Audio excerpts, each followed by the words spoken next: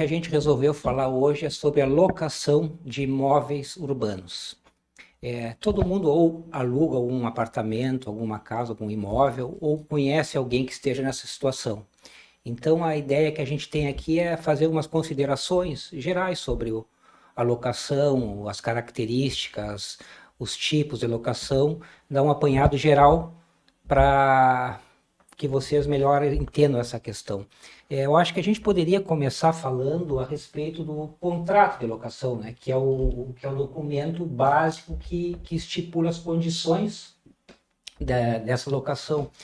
Então, por exemplo, tem questões que são fundamentais que constarem nesse contrato.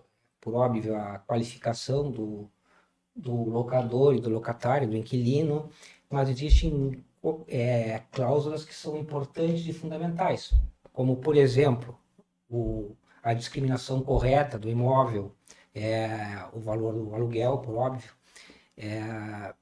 a finalidade que esse imóvel é destinado, não só se ele é residencial ou não residencial, como também, muitas vezes no contrato ele especifica o tipo, digamos que o imóvel seja não residencial, o tipo, o ramo que vai ser explorado ali, né, sob pena de não ser explorado, aquele ramo pode ter até multa. Então, acho que talvez a gente podia começar a fazer uma consideração sobre o contrato, vocês acham? Sim, sim. Além disso, desses itens que tu já falou, né? Os índices, de repente, de reajuste, periodicidade É difícil. do reajuste, as garantias que provavelmente vai ter, né? Que vai ser requerida, é, a discriminação também do que tu vai pagar, Os além encargos, do aluguel, né? Esse sim. condomínio, luz, essas coisas interessantes de constar, IPTU, se for o caso da pessoa, se o locatário teria que pagar, né?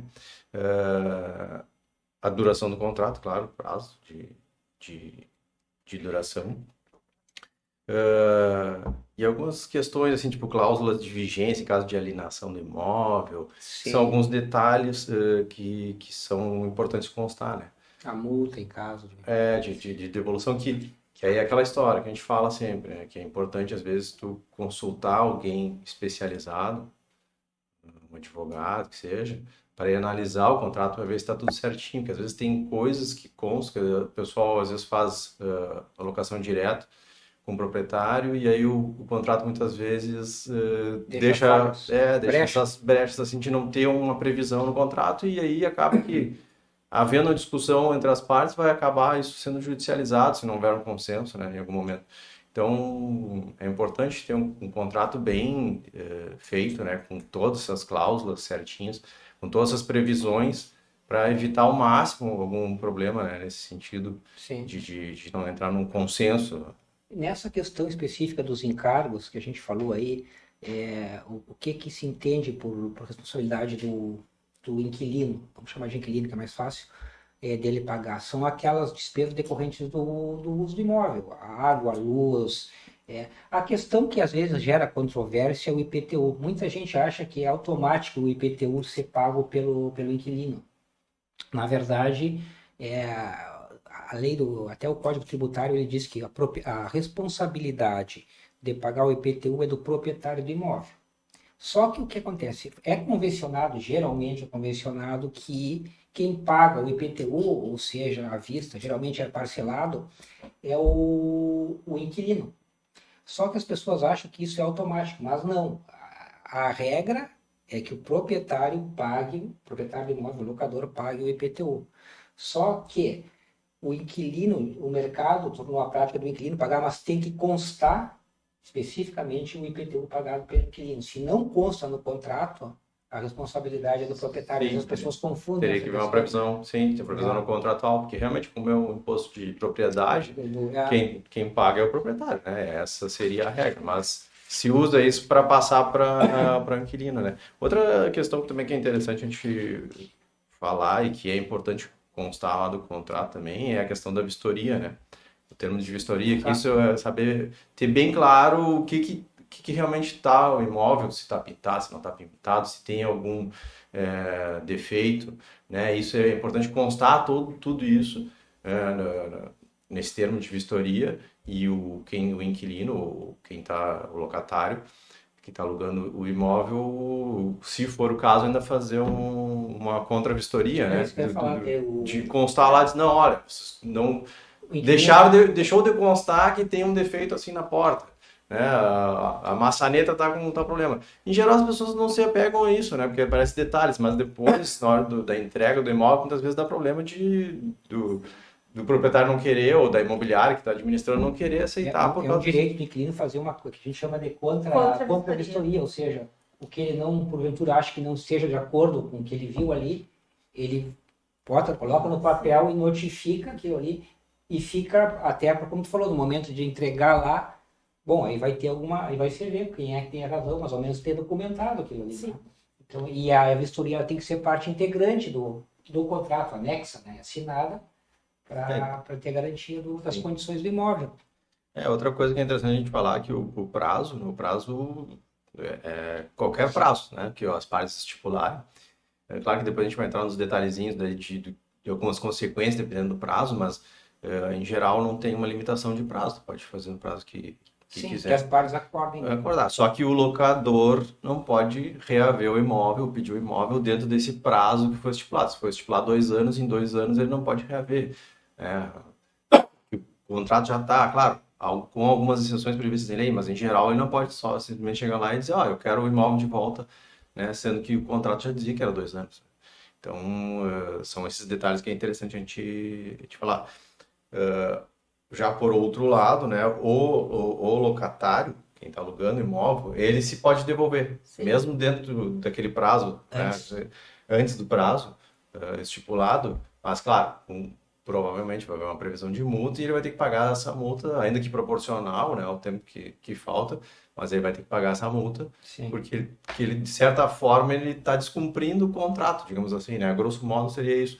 Então ele paga uma multa por causa disso, né? Porque ele está entregando antes do prazo que inicialmente tinha sido previsto. Possibilidade que é vedada ao locador, mesmo que... Por isso, quando é importante, às vezes, a renovação do contrato, porque quando ele fica em prazo indeterminado, daí ele perde essa garantia, porque durante o prazo determinado o locador não pode pedir. Ah, sim. Mas sim, daí sim. depois, geralmente, o que as pessoas fazem? Elas não fazem renovação de contrato. Elas deixam mantêm... ficar pelo prazo indeterminado. Aí possibilita o locador... Possibilita o locador 30 dias 30 dias reaver, a pessoa perde a garantia. Então, é interessante se o locatário tem a intenção de permanecer assim que o contrato vencer, ele fazer a renovação. Sim, ele pode, mesmo que... como tu falou, às vezes é cômodo, vai ficar indeterminado, segue. Mas aí tem essa questão da retomada que possibilita, se ele quer permanecer no caso. Sim, né? sim. Também, assim, o que a gente dá para dizer, claro, que quiser devolver dentro desse prazo, dentro do prazo que é estipulado, se tiver um mútuo acordo, né? Se as duas partes tiverem interesse, não, tá, vamos devolver e tal, ok, claro, aí tu pode devolver. Ainda que o contrato diga outra coisa, as duas partes estão de acordo, não teria... Há acordo sempre pode... não teria porque... claro. E claro, ainda o locador poderia, assim, em caso de uma infração, né, seja contratual ou seja legal do locatário, também o locador poderia pedir. Então, são algumas situações que ela poderia reaver o imóvel, né? Claro, falta de pagamento, por exemplo, do aluguel. Não pagou o aluguel, mas tá há 2 anos, eu não vou... Não, se não pagou o aluguel, algum encargo que estava previsto que o inquilino, o locatário, deveria pagar e não pagou também, o locador poderia reaver o imóvel.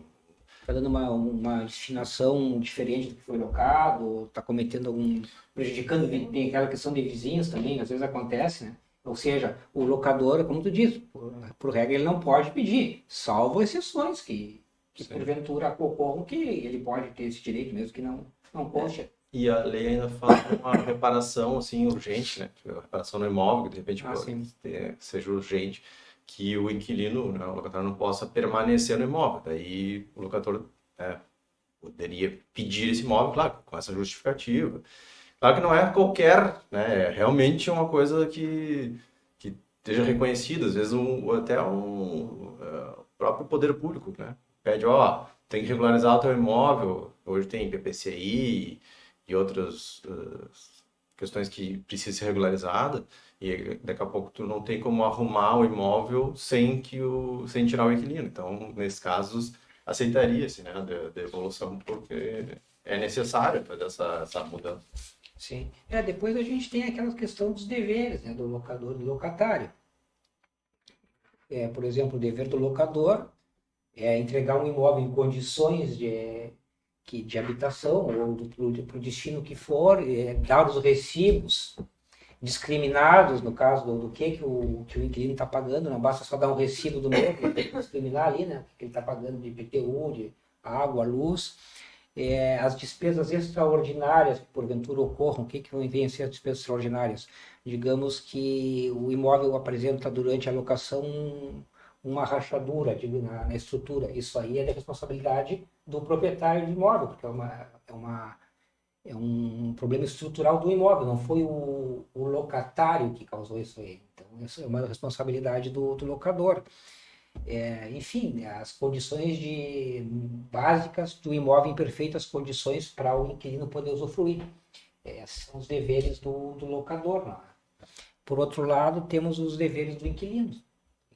O dever básico principal é de pagar em dia, né, o aluguel, manter o imóvel nas condições que recebeu, e tanto que ao restituir o imóvel tem a questão da vistoria justamente para isso, né? Para quando o locador, o proprietário receba o imóvel, ele receba nas condições que ele entregou, salvo desgastes inerentes, assim, que não são de responsabilidade do inquilino.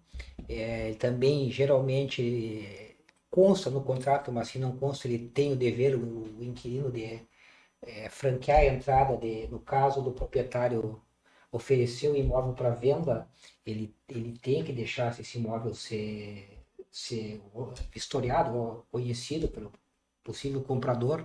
As pessoas às vezes acham que não, eu estou alugando, não vai entrar, não. Ele tem que dar esse direito. Eu acho que, assim, basicamente são esses os deveres do inquilino, assim, mais prementes, mais conhecidos, né? Sim, eles, na verdade, o locador, né, voltando, né, porque o locador, esses problemas, possíveis problemas anteriores, por exemplo, a entrada do inquilino no imóvel, é responsabilidade do locador. Sim. Isso é pacífico. Aí, estando lá, é que daí pode haver uma distinção de verbas, por exemplo, do trabalhistas, né? Aí tem essa questão, quem pagaria?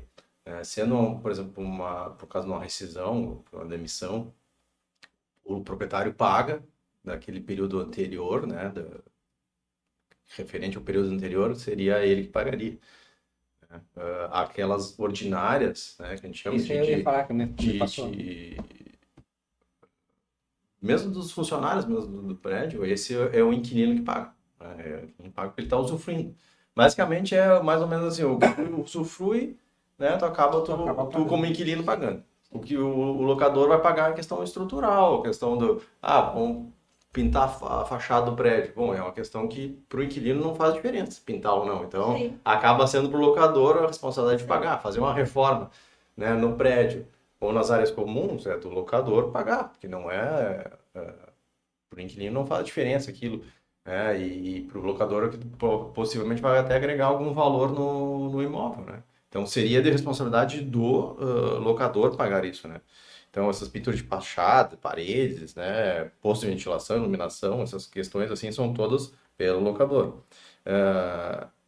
E obras, né, que vão repor a habitabilidade do local também, tudo o locador. Então é importante a gente distinguir isso, assim, né? Bem definido. Ali a questão essa das benfeitorias, É isso que eu ia né? falar, eu sugeri que a gente falasse. A questão das benfeitorias, aquelas benfeitorias que são necessárias, né? Precisa, estragou a fechadura. Então, mesmo que tu não tenha autorização do locador, o locatário pode fazer essa... Na verdade, eu acho que tu nem precisa pedir autorização. Tu pode até comunicar. Para as necessárias, para as necessárias que tu está falando. Necessárias não, e elas são indenizáveis. Sim. Como tu falou, eu acho que é até interessante que dar exemplos necessários. Por exemplo, problema numa fechadura, um problema numa válvula, numa hidra, num Sim. banheiro, enfim, coisas que são urgentes e necessárias, básicas, aí o inquilino ele pode Sim. fazer, mesmo, claro que depois ele apresente a nota, tudo, né? Tudo, Isso aí sim. certinho, mas ele faz, até pela urgência, e depois ele apresenta, e como tu disse, são indenizáveis.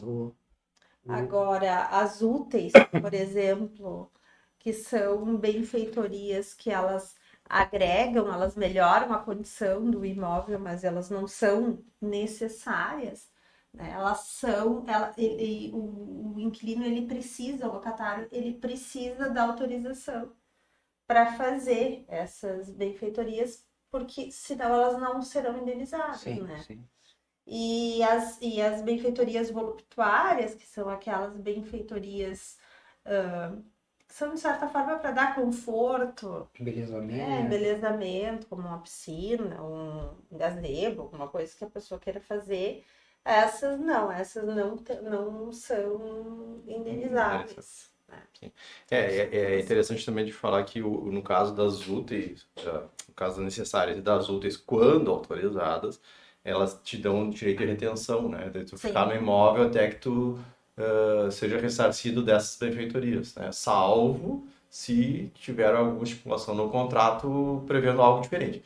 Mas, pela regra, seria... Sim, no caso, no caso eu acho que das necessárias são indenizáveis, mesmo que não sejam autorizadas. Né? Sim, As sim, as necessárias necessárias, sim, as úteis, úteis sim. que precisam de autorização. Sim, E isso aí ocorre muito, né, na questão de locação. Sim. É muito comum as úteis, por óbvio, mas as necessárias, a pessoa, eu quero, por exemplo, alugar uma casa e eu quero melhorar a segurança aqui, eu quero botar uma grade no... Geralmente, o que ocorre muito na prática? O locador autoriza, tá, vamos fazer assim, de uma certa forma, então, o cara apresenta o orçamento, eu te dou desconto de X no aluguel até a gente fechar essa conta. Geralmente A questão das telas de proteção, de proteção, né, para enfim, crianças. porque na verdade é uma questão que vai ser útil para quem está no imóvel, para o locatário, e para o locador não vai acrescer valor imóvel, porque no momento que o locatário entregar aquilo ali vai ficar. Né? Sim. Então é uma questão de bom senso. Mas, claro, o locador não é obrigado a consentir. Sim. Né? Então é importante. Interessante também falar do direito de preferência, né? do locatário em caso de venda, né? Quando, porventura, o proprietário venha vender o imóvel que está sendo locado, ele primeiramente, isso a gente vê que às vezes não acontece, primeiramente ele tem que oferecer para o inquilino, né? Para o locatário do imóvel, dizer, estou vendendo, e não só isso, ele tem que notificar, né, de forma que ele consiga comprovar que notificou realmente o inquilino, e dizer, eu estou vendendo por este valor, por essas condições, né, parcelado, à vista, e tudo que constar assim nessa negociação, o inquilino tem que saber, porque ele tem o direito de preferência e se ele quiser pagar nesse mesmo valor, né, vamos dizer lá, o imóvel 300 mil, se o inquilino quiser, não, eu pago os 300 mil, ele tem o direito de preferência, ele pode ficar com o imóvel, né, ainda que a negociação tenha sido feita com outra pessoa, ele tem esse direito para exercer. Só que, claro, como é que funciona? Ele vai, o locador notifica o locatário, diz, estou vendendo, né, essas são as condições. O locatário, sabendo disso, ele tem 30 dias para dizer, eu quero ficar, tá? Porque senão ficaria assim, tá, mas se ele nunca responder, eu vou ficar nesse impasse, né? Não, eu tenho um prazo de 30 dias para dizer, eu quero ou não. Se ele não me responder nada, eu entreguei a notificação, ele não respondeu nada, bom, a partir daí pode seguir a negociação com o terceiro, né? E para efetivar a negociação, porque esse direito de preferência dele já precluiu, ele Por isso não é exerceu. importante, ele falou da notificação com data, tudo certinho, para ele ter a comprovação de quando notificou, quando vence o prazo, né? Porque às vezes, o que acontece se ele vende, não vou atender isso aí, vende, o locatário pode perfeitamente anular em juízo essa venda, diz, não, eu não fui, não me ofereceram direito de preferência, eu quero pagar isso aí, bom, anular a venda, saber as condições, vai ter um problema, né? Sim. Outra questão também que a gente que tem, que às vezes é exceção, né? Mas é bom que as pessoas saberem que se eu comprei o imóvel que está alugado, eu tenho 90 dias a partir do momento do registro para pedir a desocupação do imóvel. Em 90 dias eu tenho que dizer lá para o inquilino, ó, tu tem que desocupar o imóvel. Sim, até 90 dias no momento que tu comprou. Isso, e dar um prazo também de 90 dias para ele desocupar, né? Prazo também é previsto de 90 dias. Então, teria que se respeitar esses prazos, né, para retirar o inquilino, caso o comprador, né, queira. Caso o inquilino não queira sair, ele tem direito de promover o despejo. Baseado aí com base nessas questões. Claro, pode acontecer aí, de novo, aquela questão de ter um contrato bem redigido, de constar no contrato que, mesmo em caso de alienação, vai se manter as cláusulas do contrato, o prazo previsto do contrato. Essa é uma cláusula importante para o inquilino, principalmente o locatário. Porque, em regra, é isso. Em regra, quem comprou pode tirar o locatário. Mas, se no contrato constou lá, não pode tirar na vigência do contrato, bom, daí tu não teria como tirar. Tu compra o imóvel, mas não vai poder usufruir. Então, são detalhes, assim, até para quem compra, né? É importante, sabendo que está alocado, ver se no contrato tem essa cláusula ou não. Né, para poder exercer esse... Eu quero essa cláusula aí para se resguardar, não é?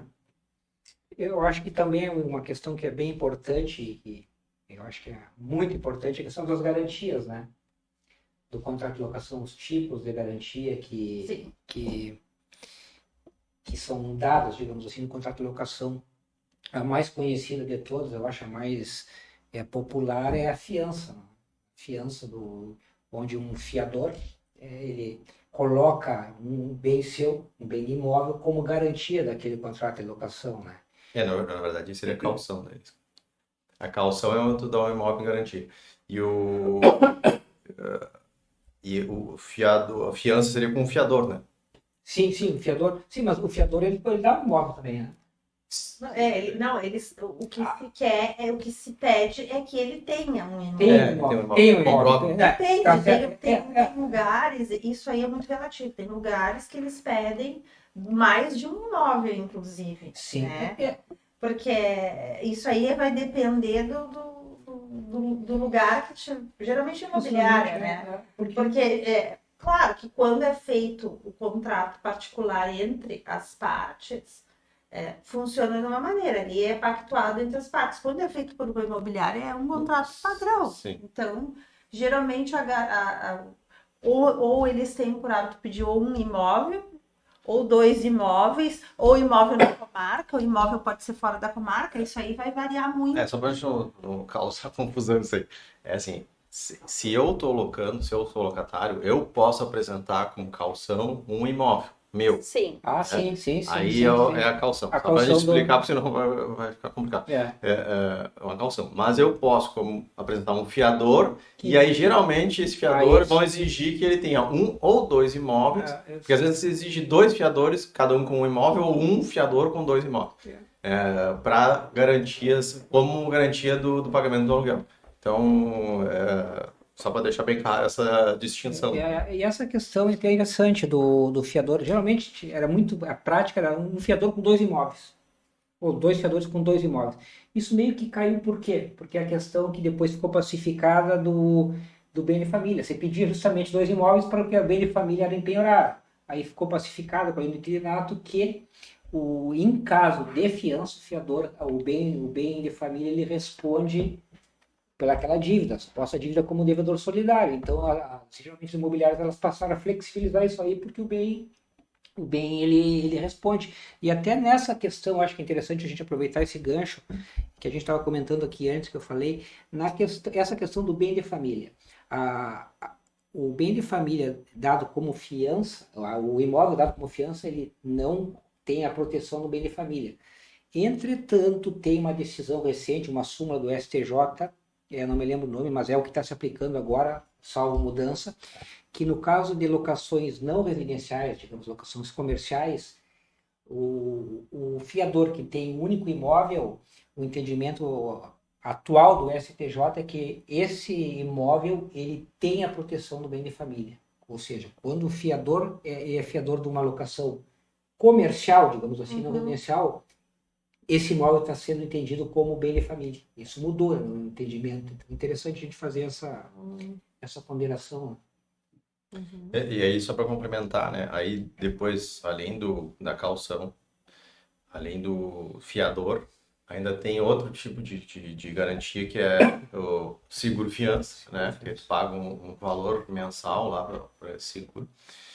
E ainda a possibilidade em dinheiro, né? Tu pedir para a pessoa até 3 meses do valor do aluguel, se deposita isso numa conta poupança conjunta, que os dois tenham acesso, né? Tanto o locador como o locatário, e fica aquele dinheiro lá como Garantia. garantia do pagamento do aluguel. E Gerando claro, a correção. com a correção que está da poupança, e claro, se lá no final tu pagou tudo certo, o locatário pagar tudo em dia, ele revê esse dinheiro, né? No final na hora da entrega do imóvel. Mas tem essa opção que nem sempre é utilizada, né? Talvez seja menos utilizada, É, mas existe essa opção daí, né? Já foi mais utilizado, Já né? foi, Lembrando né? que uma forma, eles têm que se optar por uma forma só sim, não pode haver. de garantia. Mas em relação ao fiador, também é importante que mesmo durante o prazo determinado do contrato, o fiador ele pode deixar de ser fiador daquele. Ele não tem obrigação. Ele não tem obrigação de terminar o contrato, né? De ficar até o final. Então, ele pode, se mediante aí uma notificação por escrito ao locatário, né, informando que ele não quer mais ficar por razões X, mas ele vai permanecer como fiador por 120 dias. Então, é esse prazo aí para que o locatário, então, né, busque um novo fiador. Aí, durante esse tempo aí, ele ainda continua responsável pelo contrato. E aí? Desculpa, Fabrício. Não, eu pode dizer, mas outra questão é assim, que só pode um, né? Como a Ana falou, e que tu não pode exigir o aluguel antecipado quando tem garantia também, né? Se a pessoa deu a garantia, tu não pode pagar o aluguel antes do mês corrido. Tu paga sempre no final do Vencido, não vencendo. Então, só se porventura tu fez um tipo de locação e tu não pediu nenhuma dessas garantias. Sim. E aí, bom, aí tu até poderia, como uma espécie de garantia, tu pedir o aluguel antecipado. Mas, em regra, se tem alguma das garantias, não se pode pedir o pagamento antecipado. E essa questão da fiança, né, é muito importante, porque às vezes as pessoas dizem, olha, dar fiança é uma responsabilidade muito grande. Uma delas por essa questão que até o bem de família, salvo essa exceção que eu falei anteriormente, responde pela dívida. Porque o que acontece? O fiador, ele é que a gente chama de devedor solidário, né? Então, e geralmente nesses contratos de locação tem aquela cláusula de renúncia de preferência de hora. O que acontece isso aí? Geralmente tem, às vezes as pessoas assinam e nem sabem. Que aquilo ali autoriza, no momento de uma dívida, o locador entrar em juízo cobrando ao mesmo tempo do inquilino, locador, do fiador. Inclusive, ele pode entrar só contra o fiador. Se essa cláusula de renúncia de ordem tem, que geralmente tem nos contratos, o locador, bom, o meu inquilino não tem nada, o fiador é uma pessoa com posses, coisas, não, eu vou entrar contra o fiador, ele pode entrar cobrando, por isso da responsabilidade da fiança, né? Sim. Isso é uma questão interessante também, né? E dentro disso, do processo também, o fiador pagando, ele tem direito de regresso, né? Ele poderia cobrar do locatário, né? Que ele estava fazendo a fiança. Cobrar do locatário. Claro que provavelmente o locatário já não tenha bem. Se tivesse, já teria dado alguma incaução, né? Sim. E não feito uma fiança. Mas é um direito ainda do fiador, caso possível, ele cobrar ainda. E aí entra naquela questão também da responsabilidade das partes, inclusive das administradoras, né? Eu já vi casos, por exemplo, que a pessoa dá uma fiança, né, para uma pessoa conhecida, tem confiança, enfim, e por A ou por bom, se esquece, né? Por A ou por B, essa pessoa deixa de pagar o aluguel, ou tem um imprevisto, não entrando no mérito, tá? E passa, digamos, 1 ano, 6, 7 meses, quando entra na justiça e o fiador é comunicado. E é um problema, porque o correto, na verdade, das administradoras ou do proprietário mesmo direto, atrasou um mês, ele mandar uma comunicação, inclusive, para o fiador, né? Para ele saber, para não ter essa surpresa. Sim, porque sim. tem casos, a pessoa, quando vê, tem um problema ali, né? Então, tem toda essa questão, a fiança, ela é bem delicada, né? Sim, justamente por ele ser solidário. É. Uma coisa também interessante a gente falar, que também é uma exceção, mas se morre o locador, se o contrato se encerra ou não, né? E não, o contrato continua valendo e são beneficiados aí como locador, daí os herdeiros, né? Eles que recebem mas o contrato continua. Da mesma forma, se o locatário vier a falecer, continua com o cônjuge, né, o companheiro, seja lá qual é a relação conjugal que tem, mas continua o cônjuge como responsável, assim como possíveis herdeiros necessários que morassem com a pessoa.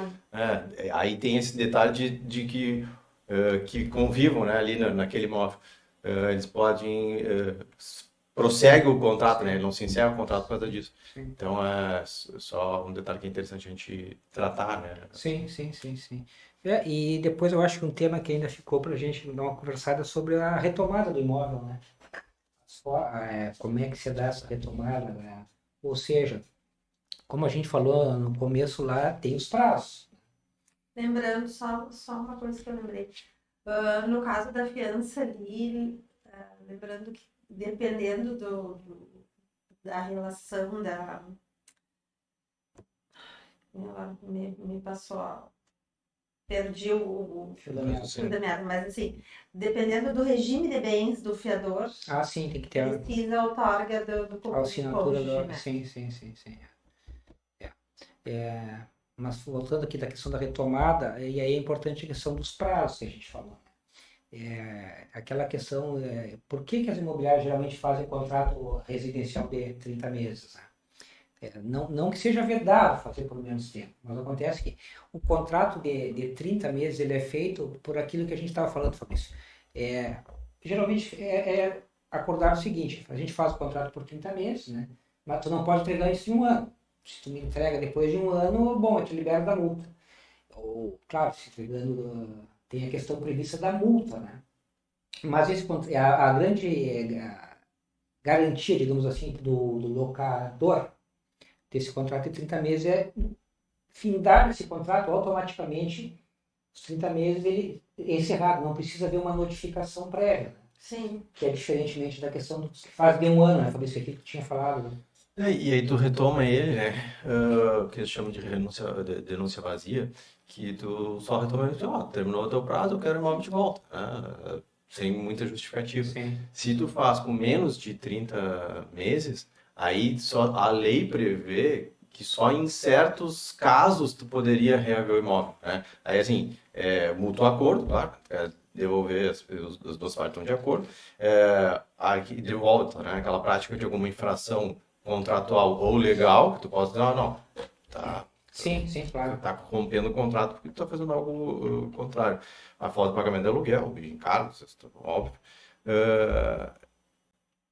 Aí a lei traz alguns detalhes assim do tipo, se tu alugou aquele imóvel para o trabalho, né, especificamente, e houve a extinção do trabalho, tu pode devolver aquele imóvel, né, dentro desse prazo.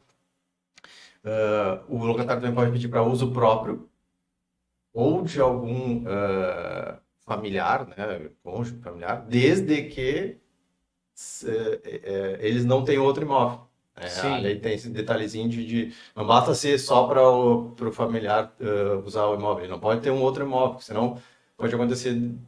É para evitar essa burla da lei, né? Dizer, não, mas eu tenho um parente aqui que precisa do imóvel, né? Sendo que ele tem outro lá que ele poderia morar. Então são alguns detalhes. E aí o principal, digamos assim, é a questão dos 5 anos. Né? E depois, para ti realmente reaver o imóvel de forma com denúncia vazia, que a gente chama, que sem uma motivação, aí só depois de 5 anos. Então é mais fácil fazer um contrato de 30 meses, que tu não precise depois correr esse risco, do que fazendo de um ano, que é o que tu inicialmente queria, e daqui a pouco tu tem que ficar, o líquido tem que ficar lá 5 anos.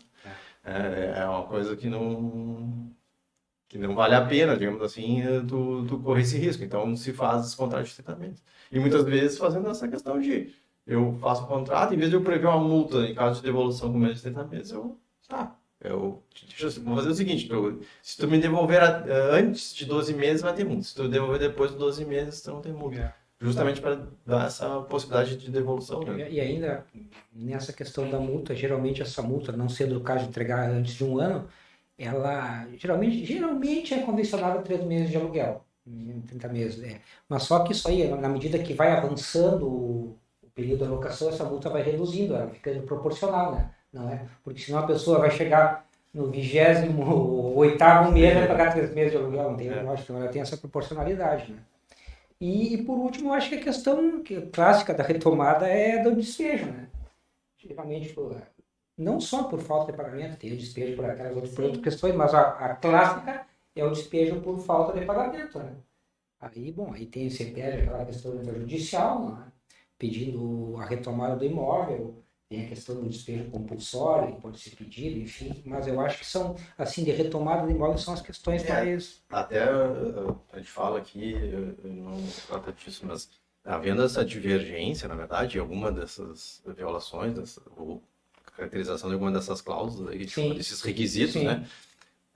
E o inquilino não querendo sair é ação de despejo mesmo. Tu vai ter que entrar com ação de despejo, não vai fugir disso. Sim. Tu não vai ter como tirar ele à força, tu vai ter que entrar com ação de despejo e pedir. É que a gente tem na figura o despejo, a falta de pagamento, mas não, existe justamente esses outros meios, né? Descumprimento de alguma cláusula, ou comete alguma infração, então tem a questão do despejo, né? Depois tem a não residencial, né? Que a gente tem que falar. Residencial pode... Porque a gente já falou, digamos assim, que basicamente a lei separa em os contratos com menos de 30 meses, mais de 30 meses, né? E os não A residenciais. finalidade, que chama praticamente finalidade, né? Residencial não residencial.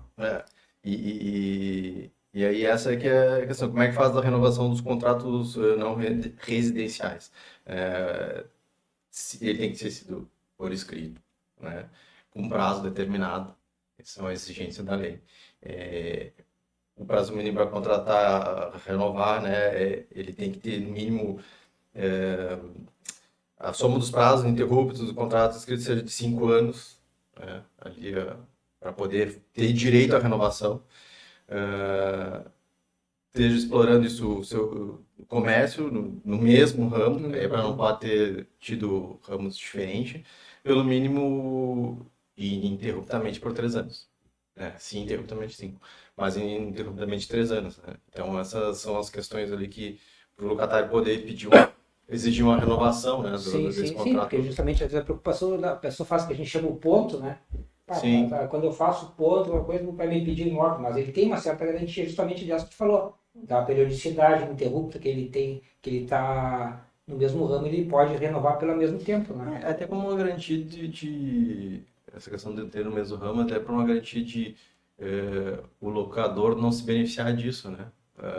Agora essa questão do ponto, né? Tu cria essa identidade e aí daqui a pouco o locador pega e não te renova e utiliza o ponto no mesmo ramo que tu estava utilizando e de certa forma ele é beneficiado com isso. Sabe que esse negócio interessante, antigamente tinha, era prática comum, agora confesso que eu não sei se tem, as pessoas cobravam que se chamava de chave, né? Não sei se você já ouviu falar. A chave, por exemplo, a pessoa tinha um comércio lá, muitos anos na cidade, e, bom, ficou um ponto famoso isso, esse comércio fechou alguma coisa, a pessoa vai alugar, ele cobrava uma chave pelo ponto, a chave, o ponto, e isso aí não era legal, a pessoa, o proprietário, digamos, um exemplo, vou ter que cobrar 20 mil de chave, ou seja, morto, apesar da locação tinha essa questão do ponto, a chave, e não... confesso que eu não sei se ainda persiste isso aí, mas eu acho que não é impeditivo do proprietário. Cara, isso quando é um ponto famoso, um ponto que ele cobra o ponto, na verdade, não diz, entendeu? Essa é uma questão que me vem na cabeça. Não sei, realmente não sei se ainda persiste isso, mas eu acredito que sim. Assim como o do locador também, para ele não está obrigado, né, a renovar. E nesse caso também de obras, né? Você precisa fazer uma obra, exigência, mesma questão. Você fazer uma obra no imóvel, não pode ter ninguém dentro e aí ele poderia não renovar por causa disso que precisa fazer essa obra, né? Até por exigências, às vezes, do poder público, né? PPCI, essas questões. Então, também não. Ou para uso próprio, ou de algum parente, de alguma empresa que ele seja, né, o detentor do capital. Sim. Me parece que a gente deu teceu considerações sobre gerais, assim, sobre os pontos mais importantes, né? A única coisa, assim, que agora que eu lembrei, que acho que a gente não falou, que é a questão que o aluguel ele tem que ser em moeda nacional, Ah, sim. que não pode ser moeda estrangeira, e ele não pode estar atrelado, Isso. tipo, ao salário mínimo, né? Ele não pode Sim, ser... muitas vezes fazem esses contratos meio que de gaveta, assim, o aluguel é 2 salários mínimos. Isso não Isso, pode, e não pode, mas tem razão, isso é interessante. E aí, claro, você pode estipular um índice, né? Sim. Geralmente se usava o GPM, né? Agora O INPC, né? o Acho que INPC mudou um começou a usar mais. Isso pode, mas assim, salário mínimo a lei não permite, né? É uma definição legal. sim. Mas de resto, acho que a gente realmente. O tema é amplo, na verdade, né? Sim. A ideia era dar uma visão geral sobre a questão da locação. Todo mundo ou loca alguma coisa, ou tem conhecido que loca, então um tema interessante. Mas com certeza a gente não exauriu o tema, mas teceu algumas considerações que eu acho interessantes. E mais uma vez a gente se coloca à disposição. Se tiverem alguma dúvida, o pessoal que está assistindo tiver alguma dúvida, pode colocar aí nos comentários, na medida do possível a gente vai respondendo. E se tiver sugestão também Sempre é bom sugestões. de novos temas, também a gente está aberto, né, a verificar aí possível fazer com base no sugerido. Então tá, é isso aí. É isso aí.